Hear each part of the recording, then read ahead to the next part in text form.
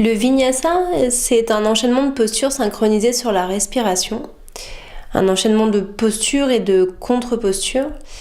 Et dans ce yoga, chaque mouvement est soit une inspiration, soit une expiration.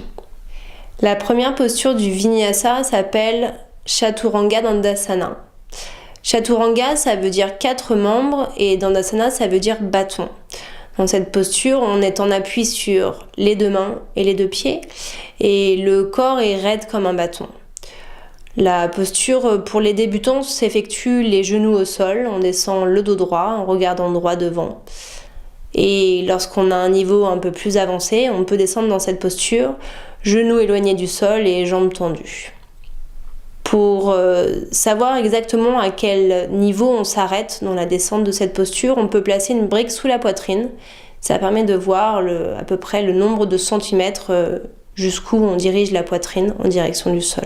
Cette posture donc s'effectue sur une expiration et la posture suivante qui s'effectue sur une inspiration s'intitule Urdhva Mukha Svanasana, c'est chien tête en haut. Cette posture qui n'en a pas l'air est extrêmement physique, particulièrement pour les lombaires. Aussi pour les débutants, je vous conseille de réaliser plutôt la posture Bhujangasana, le serpent, où vous aurez le bassin et les genoux au sol, les coudes pliés le long des flancs, la poitrine sortie, les épaules éloignées des oreilles. Vous pouvez également réaliser la posture du cobra, les coudes à l'aplomb des épaules, les avant-bras au sol, poitrine sortie. Mais si toutefois vous êtes débutant et que vous voulez réaliser la posture de Urdhva Mukha Svanasana, chien tête en haut, vous pouvez l'effectuer 2 briques sous les mains, colonne vertébrale allongée, tête en arrière et poitrine sortie. La troisième et dernière posture du vinyasa s'effectue sur une expiration et elle s'intitule Adho Mukha Svanasana, chien tête en bas.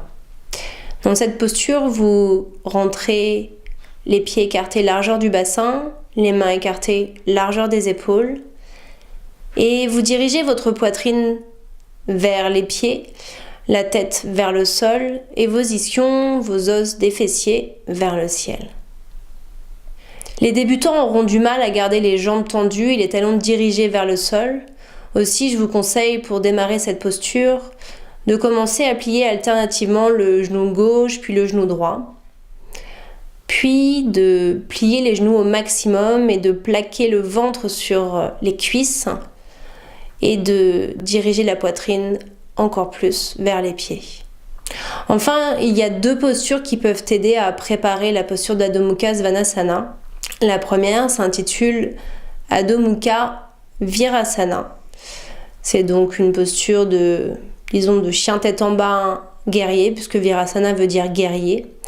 Dans cette posture, vous avez les genoux écartés largeur du tapis, les fessiers sont collés au talon et vous descendez dans la posture, poitrine sortie, colonne vertébrale allongée sur une expiration et vous restez front au sol, bras étirés.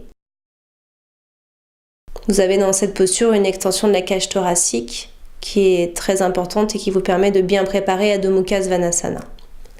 Ensuite, la deuxième posture qui vous permet de préparer Adho Mukha Svanasana, c'est une posture de Yin Yoga que vous pouvez donc garder plusieurs minutes. Vous pouvez l'effectuer donc la poitrine au sol avec un support sous la poitrine, par exemple une couverture. Les ischions sont dirigés vers le ciel. Enfin, pour ces 3 postures du vinyasa, pensez bien à avoir les mains solidement ancrées dans le sol. Ayez toutes vos phalanges, vos coussinets des doigts et les paumes de vos mains ancrés fermement dans le sol de manière équilibrée. Aucun doigt ne doit appuyer plus que l'autre. N'ayez pas les doigts recroquevillés, mais bien plantés dans le sol.